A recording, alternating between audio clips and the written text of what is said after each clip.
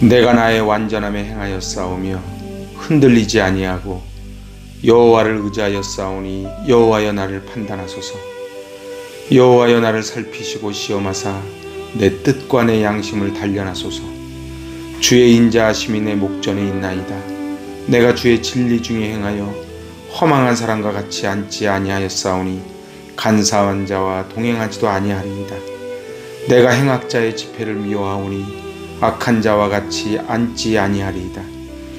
여호와여 내가 무죄함으로 손을 씻고 주의 제단에 두루 다니며 감사의 소리를 들려주고 주의 기이한 모든 일을 말하리이다. 여호와여 내가 주께서 계신 집과 주의 영광이 머무는 곳을 사랑하오니 내 영혼을 죄인과 함께 내 생명을 살인자와 함께 거두지 마소서.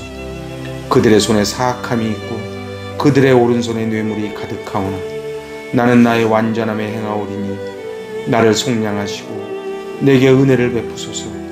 내 발이 평탄한 데에 섰사오니 무리 가운데에서 여호와를 송축하리이다. 아멘. 샬롬. 참으로 이제 추워지는 계절이 왔습니다.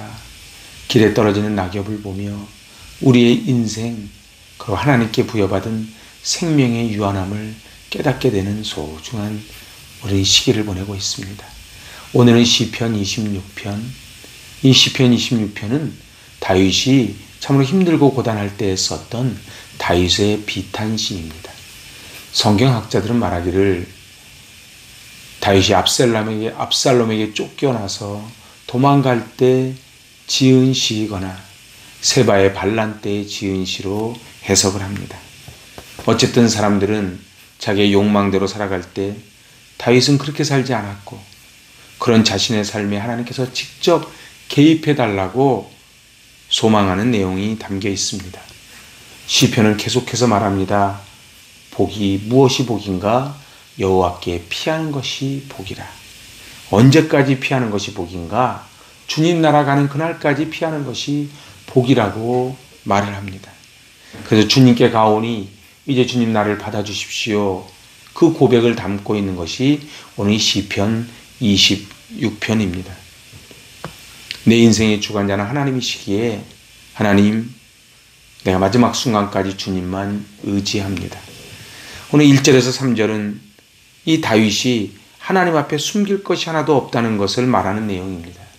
오늘 1절, 내가 나의 완전함에 행하여 싸우며 흔들리지 아니하고 여호와를 의지하여 싸우니 여호와여 나를 판단하소서. 원문에는 여호와여 나를 판단하소서 이렇게 시작이 됩니다. 하나님, 재판관이 돼서 나를 한번 판단하시고 그리고 나의 인생을 점검해 주십시오. 내가 무죄임을 선고해 달라는 고백입니다. 내가 완전하게 행하였습니다. 이것은 교만이 아닙니다. 또 내가 완벽하게 하나님의 말씀을 지켰다는 뜻이 아니고 하나님의 말씀이 완전하다는 뜻입니다. 그리고 그 완전하신 하나님 말씀 앞에 제가 정직하게 행했습니다. 내가 흔들리지 아니하고 미끄러지고 넘어지지 않았다는 뜻이지요. 내가 흔들리지 않았다는 것은 좌고우면하지 않고 하나님을 신뢰했다는 이야기입니다. 하나님의 손을 잡고 의지하며 걸었기에 넘어지지 않았다는 것이지요. 오늘 하나님 앞에 바르게 행하기를 몸부림쳤다는 의미이지 내가 완전하게 행했습니다. 그런 뜻은 아닙니다. 그림으로 그리면 좁은 길을, 협착한 길을 걸어가는 그림입니다. 양쪽이 다 낭떠러지라서 발 하나만 삐끗해도 천길 낭떠러지로 떨어질 수밖에 없는 그 인생길을 걸어간 다윗. 그는 이제 그 길을 흔들리지 않고 걸었으니 하나님, 저 적들이 나를 공격할 때 나를 판단해 주십시오. 이렇게 지금 고백을 합니다. 이제 2절에는 세 단어가 나옵니다. 여호와여 나를 살피시고 시험하사 내 뜻과 내 양심을 단련하소서. 살피시고 시험하사 단련하소서. 살피신다는 것은 금세공사가 순금인지 아닌지를 확인하는 첫 단계, 눈으로 색을 구별하는 단계가 바로 살피는 단계입니다. 시험하는 것은 깨물어 보고 긁어도 보고 도금인지 순금인지를 확인하는 것이 바로 시험하는 것이지요. 세 번째, 내 뜻과 내 양심을 단련하소서. 내 뜻과 내 양심은 콩팥과 심장을 말합니다. 그래서 히브리인들은 콩팥에 감정이 자리 잡고 있고 심장에 생각이 자리 잡고 있다고 믿고 있었지요. 즉, 이 다윗은 겉사람뿐이 아닌 속사람의 생각, 감정까지도 다 검사해 달라고 바로 세공사가 금을 점검하듯 저를 점검해 주십시오 고백을 하는 것입니다. 오늘 3절에서 5절은 이제 제가 올바로 살아왔다는 것을 증거를 대는 내용이 3절에서 5절입니다. 3절, 주의 인자하심이 내 목전에 있나이다. 내가 주의 진리 중에 행하여. 여기 원어는 왜냐하면이 들어있습니다. 왜냐하면 제가 주의 인자하심이 목전에 있습니다.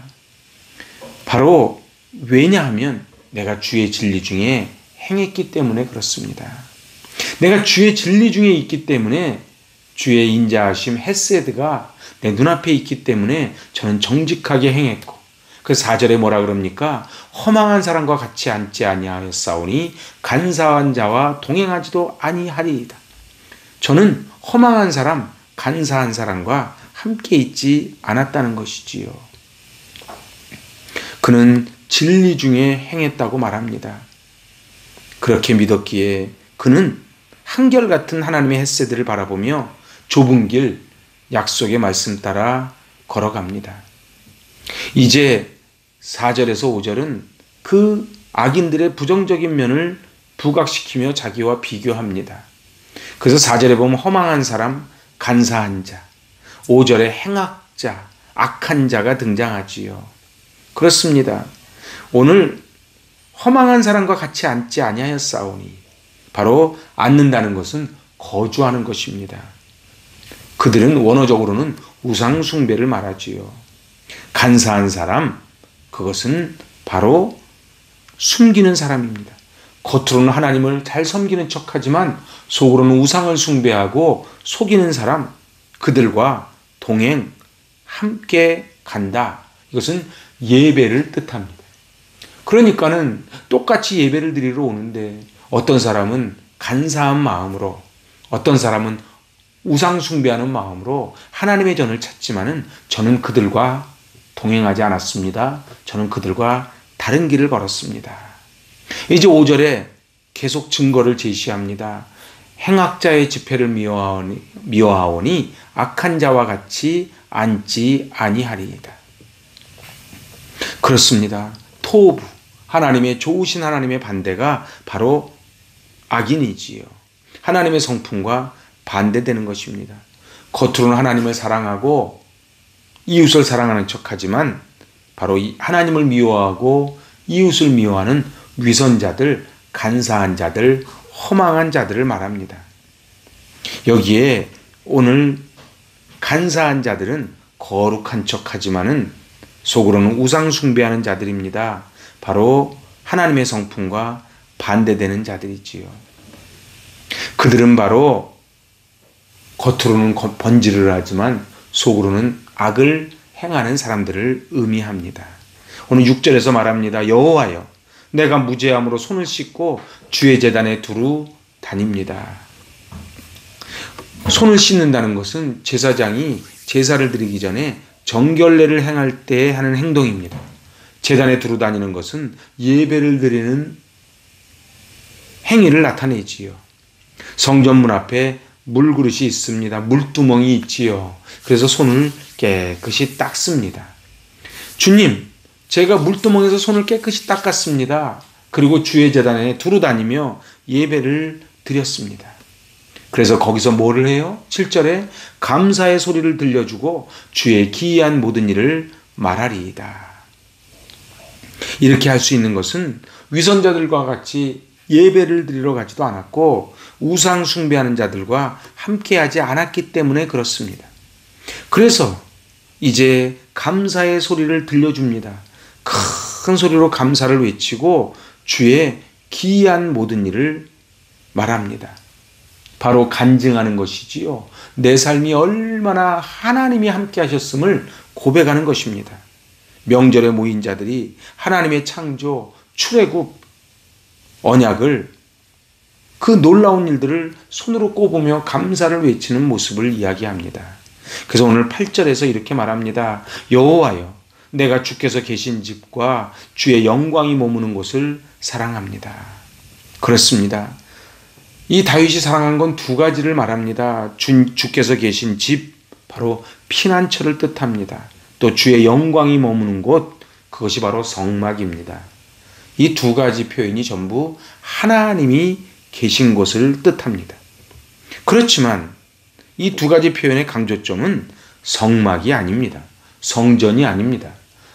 성전에 성막에 하나님이 떠나가시면 그것을 아무리 잘 거룩하게 화려하게 꾸며도 그것은 아무런 의미가 없는 것이지요. 오늘날 교회도 마찬가지입니다. 여기는 예배당입니다. 예배를 드리는 장소이지요. 하나님의 성전이 머무는 그곳이 하나님의 성전인 것을 알지 못하느냐. 바로 성령이 계신 곳이, 하나님의 임재가 계신 곳이 성전이지 건물이 성전이 아니라는 것입니다. 예레미야 애가 2장 7절은 이렇게 말합니다. 여호와께서 또 자기 제단을 버리시며 자기 성소를 미워하시며 궁전의 성벽들을 원수의 손에 넘기셨으며. 그렇습니다. 하나님이 어찌된 일인지 자기 제단을 버리셨습니다. 그리고 성소를 미워하셨다는 거예요. 왜요? 그곳에 경건의 모양만 있고 경건의 능력이 사라져버린 거예요. 외식하는 자들만 있는 것입니다. 입으로는 주여 주여 하지만은 하나님을 주인으로 모시지 않고 사람이 주인 노릇할 때 하나님이 그 성소를 버리고 제단을 허물어 버리신다고 하는 무서운 말씀을 예레미야 애가를 통해서 주고 계신 것입니다. 이제 오늘 9절에서 12절은 무죄한 죄를 증명한 다음에 이제 하나님께 간구를 합니다. 9절입니다. 내 영혼을 죄인과 함께 내 생명을 살인자와 함께 거두지 마소서. 10절 그들의 손에 사악함이 있고 그들의 오른손에 뇌물이 가득하오나. 11절 나는 나의 완전함에 행하오리니 나를 속량하시고 내게 은혜를 베푸소서. 하나님, 그 영혼은 네피시, 숨을 쉬고 있는 전 존재인데 바로 그곳에 나를 살인자와 함께 잊지 마십시오. 생명이 무엇입니까? 하나님이 나에게 살아가라고 명령한 것이 생명입니다. 그러니까 이 생명은 내 것이 아니지요. 세상 악인들은 생명이 자기 것이라고, 돈이 자기 것이라고, 권력이 자기 것이라고 하지만 오늘 다윗은 그 생명이 하나님의 것이니 이제 내 생명을 살인자와 악인들과 함께 거두지 말아 주십시오. 그렇게 고백을 하는 것입니다. 그의 오른손에는 뇌물이 가득합니다. 그래서 뇌물을 받고 의인들을 해치려 하는 간사한 자들이지요. 그런데 오늘 11절에 자기의 결백을 주장합니다. 나는 나의 완전함에 행하오리니 나를 속량하시고 내게 은혜를 베푸소서. 1절과 마찬가지입니다. 내가 완벽하다는 것이 아니고 완전한 하나님의 말씀 따라 그 좁은 길을 걸어왔습니다. 이제 다윗은 자신이 값을 지불하고 자기의 기도를 들어달라고 말합니다. 마지막 12절입니다. 내 발이 평탄한 데에 섰사오니 무리 가운데서 여호와를 송축하리이다. 그렇습니다. 여호와를 송축하겠습니다. 하나님과 동행하는 많은 무리들과 함께 하나님을 찬양하겠습니다. 겉과 속이 똑같은 사람을 하나님은 복을 주십니다. 외식하는 자, 죄인은 회칠한 무덤처럼 겉은 번지르르 한데 속은 시커먼 사람들이지요. 오늘날 우리도 악한 자들과 함께 섞여 삽니다. 교회 안에도 오늘 시편 기자처럼 순금 같은 성도도 있지만 오늘 허망한 자, 간사한 자, 행악자, 악한 자와들이 교회 안에 있지요. 근데 우리 주님은 말씀하십니다. 너희는 세상의 소금, 세상의 빛이 되어라. 이제 세상에 섞여 살지만 그 악한 자들 속에 일정한 거리를 두고 영향을 받지 말라는 거예요. 도금된 가짜 금 같은 신자들과 거리를 두고 구별된 삶을 살으라는 것입니다. 그래서 살피시고 시험하시고 단련하여 주십시오. 겉과 속이 똑같게 살게 하여 주십시오. 오늘 우리 마음과 정성 다해 하나님께서 심어주신 교회, 가정, 삶의 터전에서 겉과 속이 똑같고 하나님과 동행하는 그 좁은 길을 걸어가는 그런 온전한 삶을 살아가실 수 있기를 바랍니다. 하나님께서 살라고 명령하신 이 생명, 내 생명 하나님께로 돌아갈 때에 하나님만 의지하며 살았음을 고백하는 인생 되게 하여 주시옵소서. 죽음은 완성이고 또한 새로운 출발입니다.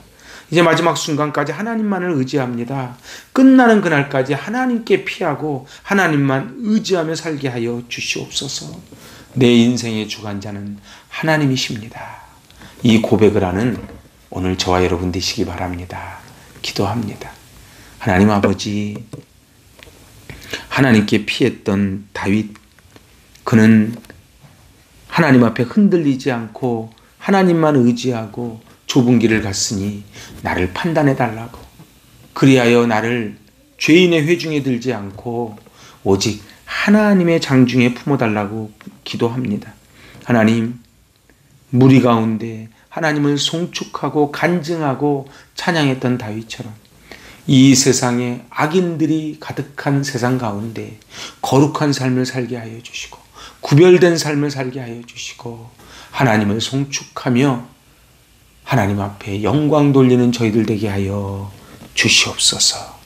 예수님의 이름으로 감사하며 기도하옵나이다. 아멘. 샬롬. 오늘 세상은 굶은 사자처럼 삼킬 자를 찾고 있는 이 악한 세상이지만 주님 손 꼭 붙잡고 좁은 길, 협착한 길, 그러나 생명의 길을 뚜벅뚜벅 좌고우면하지 않고 승리하며 걸어가는 저 여러분 되시기 바랍니다. 이 추워지는 날씨 건강 꼭 챙기시고요. 평안한 가운데 승리하시기 바랍니다. 아멘.